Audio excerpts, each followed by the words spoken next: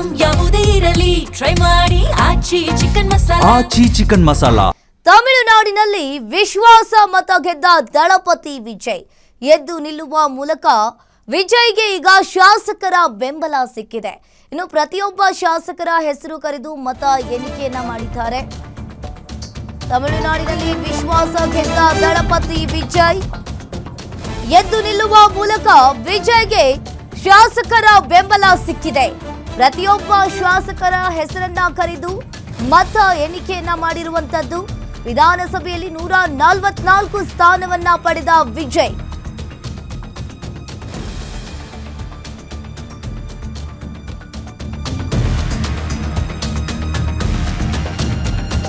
ಎದ್ದು ನಿಲ್ಲುವ ಮೂಲಕ ವಿಜಯ್ಗೆ ಶಾಸಕರ ಬೆಂಬಲ ಸಿಕ್ಕಿರುವಂತದ್ದು. ಪ್ರತಿಯೊಬ್ಬ ಶಾಸಕರ ಹೆಸರನ್ನ ಕರೆದು ಮತ ಎಣಿಕೆ ಮಾಡಿರುವಂತದ್ದು. ಇಲ್ಲಿ ವಿಧಾನಸಭೆಯಲ್ಲಿ 144 ಸ್ಥಾನವನ್ನ ಪಡೆದ ವಿಜಯ್ ದಳಪತಿ ಟಿವಿಕೆ ಪಕ್ಷದಿಂದ 107, ಕಾಂಗ್ರೆಸ್ನಿಂದ 5 ಶಾಸಕರ ಬೆಂಬಲ ಸಿಕ್ಕಿದ್ರೆ, ಇನ್ನೊಂದು ಕಡೆ ವಿಸಿಕೆಯಿಂದ 4 ಜನ ಬೆಂಬಲ ಸಿಕ್ಕಿದೆ. ಇನ್ನೊಂದು ಕಡೆ ಸಿಪಿಐನಿಂದ 2 ಶಾಸಕರ ಬೆಂಬಲ ಸಿಕ್ಕಿದ್ರೆ, ಸಿಪಿಎಂನಿಂದ 2, ಎಐಎಡಿಎಂಕೆಯಿಂದ 24 ಸ್ಥಾನದ ಬೆಂಬಲ ಸಿಕ್ಕಿರುವಂತದ್ದು. ಈಗಾಗಲೇ ಎಐಎಡಿಎಂಕೆ ರೆಬಲ್ ಶಾಸಕರು ವಿಜಯ್ಗೆ ಬೆಂಬಲವನ್ನ ನೀಡಿದ್ದಾರೆ. ಮುಂದಿನ 6 ತಿಂಗಳು ವಿಜಯ್ ಸರ್ಕಾರ ಸೇಫ್. ಮುಂದಿನ 6 ತಿಂಗಳು ವಿಜಯ್ ಸರ್ಕಾರ ಈಗ ಸೇಫ್ ಆಗಿದೆ. ಇನ್ನು ಒಂದ್ ಕಡೆ ತಮಿಳುನಾಡಿನಲ್ಲಿ ರಾಜಕೀಯ ಕ್ಷೇತ್ರದಲ್ಲಿ ಒಂದ್ ರೀತಿಯಾಗಿ ದೊಡ್ಡ ರೆವಲ್ಯೂಷನ್ ಅನ್ನೇ ಕ್ರಿಯೇಟ್ ಮಾಡಿದ್ದಾರೆ ಅಂದ್ರೆ ತಪ್ಪಾಗ್ಲಿಕ್ಕಿಲ್ಲ. 2 ವರ್ಷದಲ್ಲಿ ಟಿವಿಕೆ ಪಕ್ಷವನ್ನ ಕಟ್ಟಿ ಅದು ಈ ಮಟ್ಟಿಗೆ ಗೆಲ್ಸೋದು ಅಂತ ಅಂದ್ರೆ ನಿಜಕ್ಕೂ ಕೂಡ ஜோசப் விஜய் அவர்கள் ஆதரவு கோரியது இந்த 5 மதசார்ப கட்சிகளிடம்தான் என்பதை இந்த அவையின் கவனத்திற்கு கொண்டு வர விரும்புகிறேன். இந்த ஆதரவு அரசியல் லாபத்திற்கான ஆதரவு அல்ல. இது ஜனநாயகத்தை பாதுகாக்கும் ஆதரவு. இது தமிழக மக்களின் தீர்ப்பை மதிக்கும் ஆதரவு. இது தமிழ்நாட்டில் பாஜகவின் மறைமுக ஆட்சியை அனுமதிக்க கூடாது என்ற உறுதியின் அடிப்படையிலான ஆதரவு. தமிழகம் எப்போதும் மதசார்பற்ற அரசியலின் மண். இந்த மண் வெறுப்பு அரசியலை ஏற்றுக்கொண்டதில்லை. மதத்தின் பெயரில் மக்களை பிரிக்கும் அரசியலை ஏற்றுக்கொண்டதில்லை.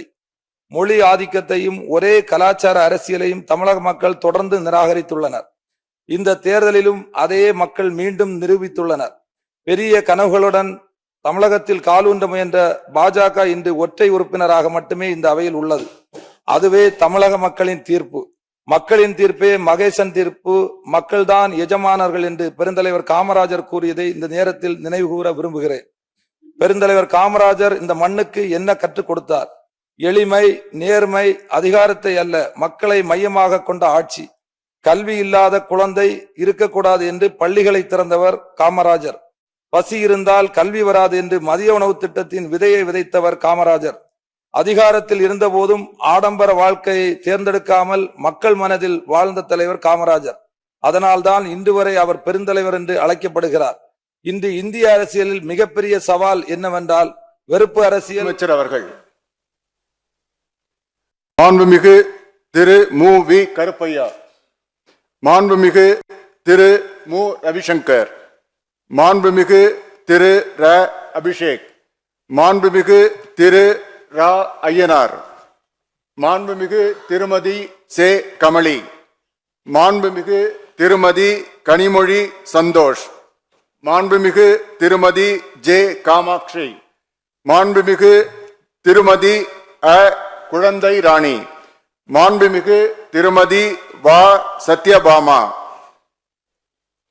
மாண்புமிகு திரு எம் கோபிசன், மாண்புமிகு திரு டி சண்முகன், மாண்புமிகு டாக்டர் சதீஷ் கிறிஸ்டோபர், மாண்புமிகு திரு போ சந்திரசேகர், மாண்புமிகு திரு ந செந்தில் குமார், மாண்புமிகு திரு பி செல்வம், மாண்புமிகு திரு எஸ்.ஆர். தங்கபாண்டி, மாண்புமிகு திரு சௌ தியாகராஜன், மாண்புமிகு திரு ஜா முனிரத்தினம், மாண்புமிகு திரு ப முகுந்தன், மாண்புமிகு திரு ஆர்.எஸ். முருகன், மாண்புமிகு திரு எஸ். ரமேஷ், மாண்புமிகு திரு மு ம வினோத் கண்ணன், மாண்புமிகு திரு ம விஜய்,